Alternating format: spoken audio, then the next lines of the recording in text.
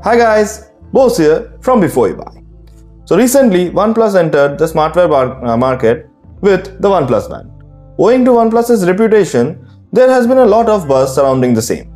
So does this OnePlus Smart Band really live up to its expectation? Let's find out.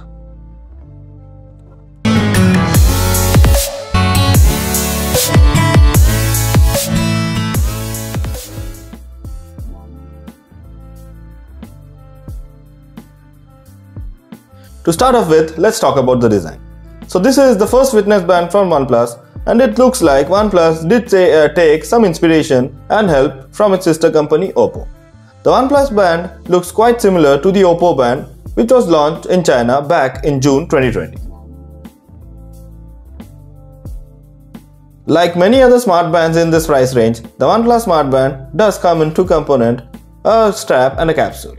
The capsule does not have any button, but it does have a touchscreen like the Mi Smart Band 5 and has a OnePlus logo below it. You can easily pop the capsule into and out of the strap without any issues. The combined weight of the capsule and the strap is about 23 grams, so if you wear it for a longer time, that should not bother you. The strap is designed well and it is unlikely to come off your hand without you noticing it. Though both look similar, but OnePlus did make some changes to the OnePlus Band when compared to the Oppo Band.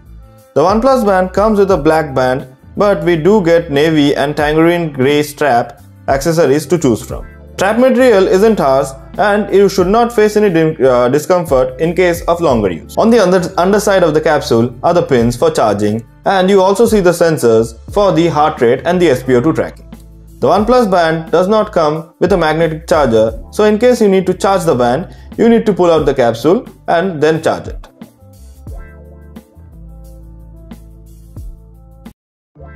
Moving on, let's talk about the features and the software. The OnePlus Band comes with a 1.1-inch AMOLED display with a resolution of 126 by 294 pixels. We have the option to set the brightness at 5 different levels, and there is also a toggle option in the app to lower the screen brightness at night. The OnePlus Band supports Bluetooth 5.0 and comes with 100 mAh of battery, which OnePlus claims can run up to 14 days with a single charge. The battery is the band is also IP68, water and dust resistance are certified and can support up to 5 atmospheric pressure. So dipping into the pool with the band on should not be a problem. The OnePlus Health app is similar to Oppo's HeyTap Health app, and you will get detailed information about your steps, heart rate, SpO2 level and sleep with this app. It is very easy to pair the band with the app.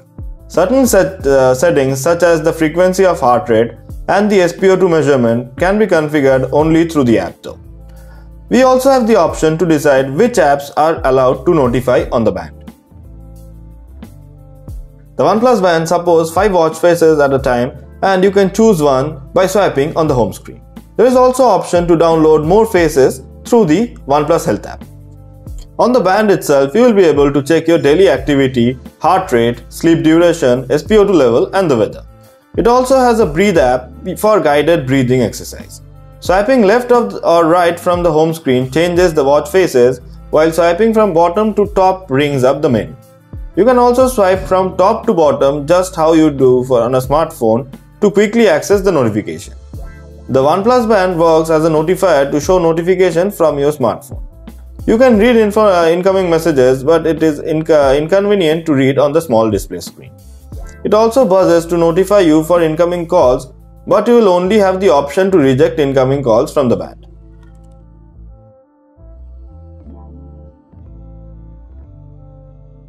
Last but not the least, let's talk about the performance and the battery life. The OnePlus Band comes with various workout modes which are commonly used, like outdoor walking, cricket, running, cycling and swimming. The OnePlus Fitness Band comes with the option of SpO2 tracking, which is a feature not common in the affordable fitness band market. The SpO2 tracking is accurate and the readings are in line with the other smartwear devices. The OnePlus Band takes SpO2 readings only when you specify and requires you to stay still.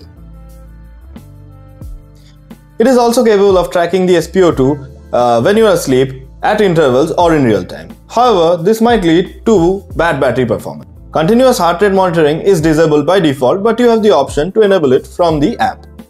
You also have the option to choose the intervals at which you want the reading, starting from every second to a 6-minute interval. But if you choose every second, it might affect the battery life. The only thing off about the OnePlus Band is the step tracking, and it has an accuracy of 90 to 95%. So if you are someone who is going for this product just to track your steps, then I suppose there are other players who perform better in this segment. Also, this is true for the distance tracking. Sleep tracking with the OnePlus Band is accurate, and it can detect periods of wakefulness accurately. Using the OnePlus Health app, you can see the breakup of sleep stages marked as light sleep, deep sleep and awake.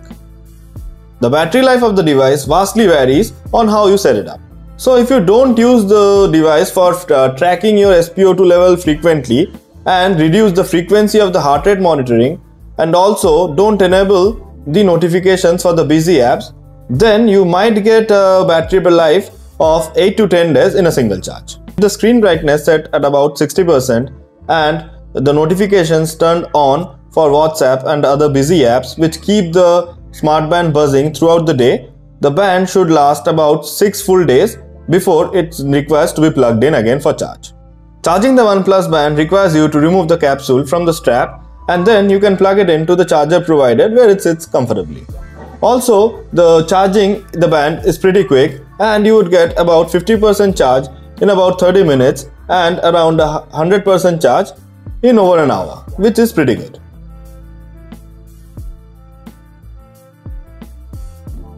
So now comes the final question, should you go for this device or not? So if you are looking for a fitness band which can also track your SpO2 level, then this is a device you can definitely go for. This device also performs adequately well when you are using it to track your sleep or heart rate, but not so much when you are using it to track your steps or even the distance covered. For the iOS users, you might have to wait a little longer as the OnePlus Band does not have the iOS support yet. So for those who are looking for a fitness band just to track your fitness activity like the steps covered or the distance covered, I don't think this is the option you would look out for. But then again, with the updates, maybe OnePlus might go ahead and fix the issues. This is my review on the OnePlus Band, but then again, it's solely up to you on which device you want to get. So this brings an end to this video. If you like this video, don't forget to hit the like, share and subscribe button and shower your love. Also, don't forget to hit the bell notification so that you get notified whenever we upload a new video. We'll be back with more tech related videos next. Till then, be healthy, safe and glued to before you buy. Sayonara, sayonara.